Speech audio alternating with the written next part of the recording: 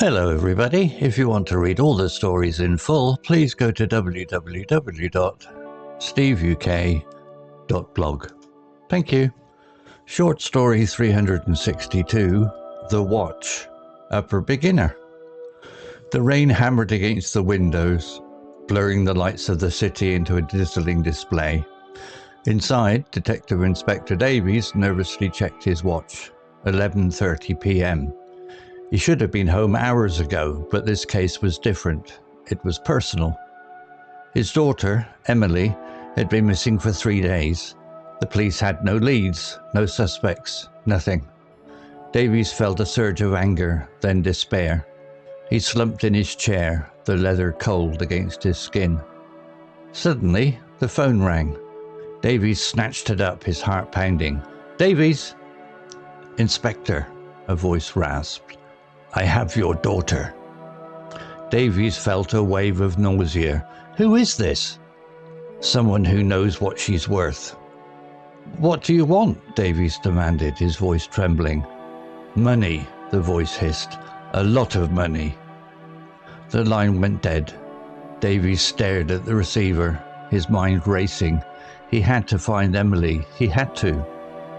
He called in his team, his voice grim. "We have a ransom demand, Emily." The room fell silent. The weight of the situation hung heavy in the air. "Find the caller," Davies ordered, his voice tight. "Trace the call. Every second counts." The next few hours were a blur of activity. Phones rang, computers whirred, officers worked tirelessly. But there were no breakthroughs. The caller had covered their tracks expertly. Frustration mounted. Davies paced his office, his mind a whirlwind of worry. He had to think. He had to find a way to reach Emily. Then he remembered something. Emily had a small silver locket around her neck. It was a family heirloom passed down from her grandmother. "Find Emily's locket," Davies ordered. "Describe it to the media. Tell them it's the only way to prove they have her." The news spread quickly. The local news channels carried the story, displaying a picture of the locket. The following day, a package arrived at the police station. Inside, nestled on a bed of velvet, was Emily's locket. Hope surged through Davies. They were close. He called the number on the ransom note. "I have the locket," Davies said, his voice steady. "Where is my daughter?" "Bring the money," the voice instructed, "to the old warehouse on the docks, midnight tomorrow." Davies knew the risks, but he had no choice. He had to save his daughter. The next day, a heavily armed police force surrounded the warehouse. Davies, carrying a briefcase filled with cash, approached alone. Inside, the warehouse was dark and deserted. Dust lay thick on the floor. Davies cautiously moved forward, his heart pounding. Suddenly, a light flickered on. A figure emerged from the shadows, holding a gun. "Put the money down," the figure demanded. Davies slowly placed the briefcase on the floor. "Where's my daughter?" he asked, his voice steady. The figure pointed to a door at the back of the warehouse. Davies rushed towards the door, his gun drawn. He burst through the door and found himself in a small, empty room. Disappointment washed over him. Suddenly, he heard a soft whimper. He turned and saw Emily huddled in the corner, tears streaming down her face. She ran into his arms, burying her face in his chest. "Daddy," she sobbed, "I was so scared." Davies held her close, relief washing over him. He looked around the room. The figure was gone.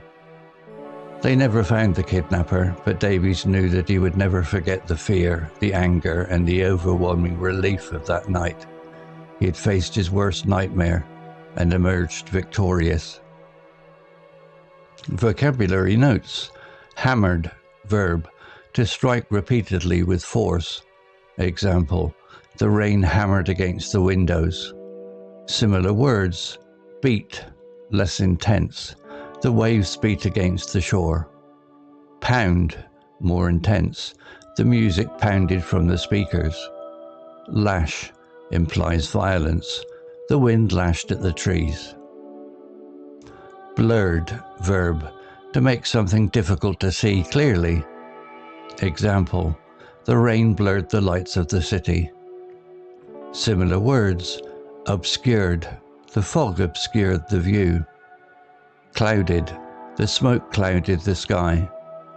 Muffled, the sound of the music was muffled by the rain. Dizzying, adjective, causing a feeling of dizziness or confusion.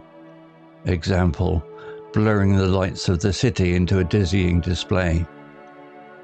Similar words, vertiginous, the vertiginous height of the skyscraper made him feel dizzy.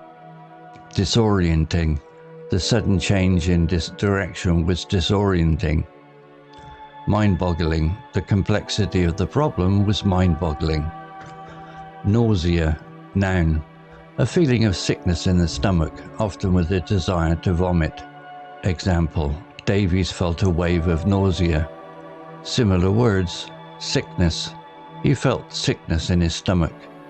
Queasiness, the boat ride caused a feeling of queasiness. Indigestion, usually caused by food. He suffered from indigestion after eating too much.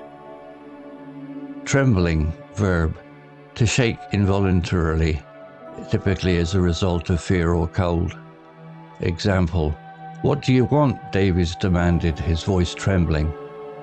Similar words, shaking, his hands were shaking. Shivering, he shivered with cold. Quivering, a slight trembling.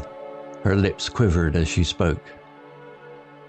Word, verb, to make a buzzing or humming sound.